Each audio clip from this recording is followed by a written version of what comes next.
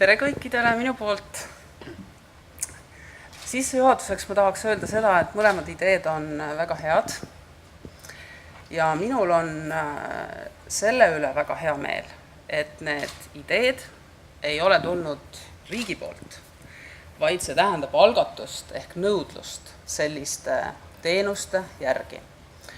Ja kui e-tervise süsteemi, riigisüsteemi sai 12 aastat tagasi hakatud samasuguse idee tasandilt üles ehitama, siis tänaseks e-tervise süsteem ongi juba 10 aastat vana. Ja ma arvan, et Eesti võtmekoht e-tervise süsteemi uude etappi viimisel ongi see, kuidas olemasolev riiklik e-tervise süsteem avada. Ja 2 väga olulist märksõna, mis tulid täna siit välja ideede autorite poolt, on see, et esiteks inimeste huvi olla terve, mis omakorda tähendab mida? Inimese oma vastutus, inimese oma osalus.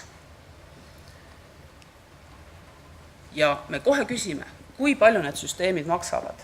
Eero ütles ka ühe indikatiivse raha ja kohe tuleb küsimus, kes maksab.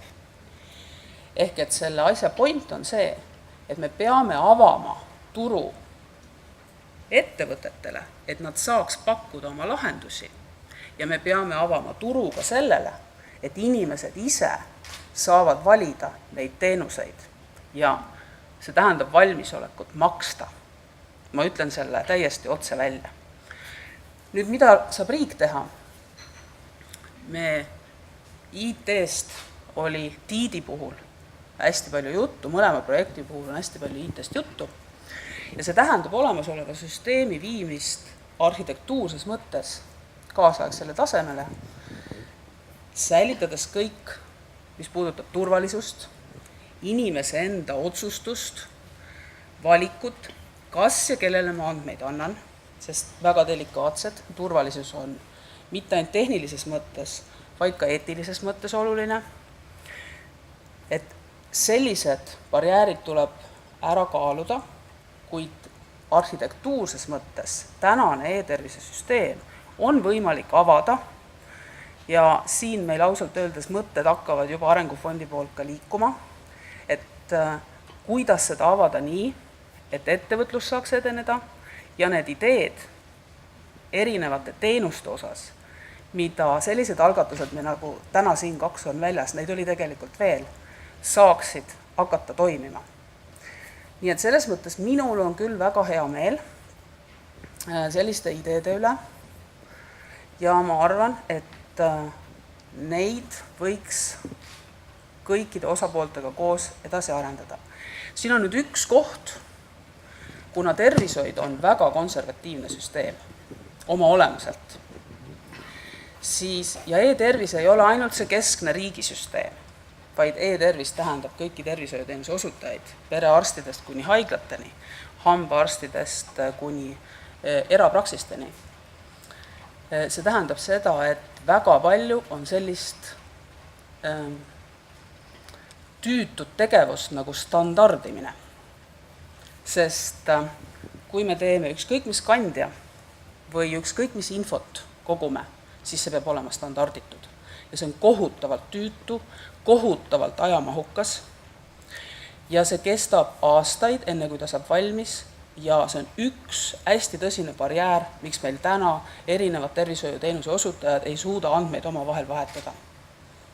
Toon näite, et te vaatate mulle sellist üllatunud nägudega otsa, et mis see tähendab, et näiteks kui mul on allergia probleem ja ma tahan vaadata, et millisest haiglast ma saan kõige kiiremini vastuvõtu aja, siis erinevad haiglad või polikliinikud pakuvad mulle kas pulmonoloogi vastuvõttu, sisearsti vastuvõttu, allergoloogi vastuvõttu või endokrinoloogi vastuvõttu. Nad kõik võivad pakkuda mulle teenust allergia probleemi kohaselt, aga mina ei tea, kes seal sellist teenust pakub.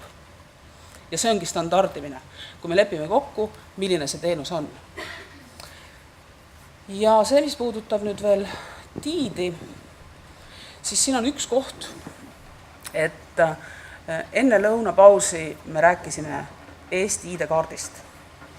ja Eesti ID-kaart on selles mõttes väga hea autentimisvahend, et ja meil ta töötab ka mobiilis, eks ole.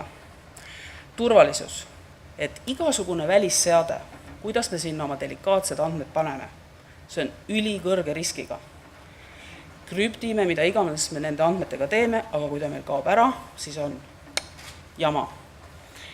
Ja meie ID-kaart, mobiili ID, ligipääs andmebaasile, kus andmed on igal juhul nagu üks koht, mida alternatiivina tasuks kaaluda, sellepärast andmed kogu aeg uuenevad. Me tahame saada kõige viimaseid andmeid.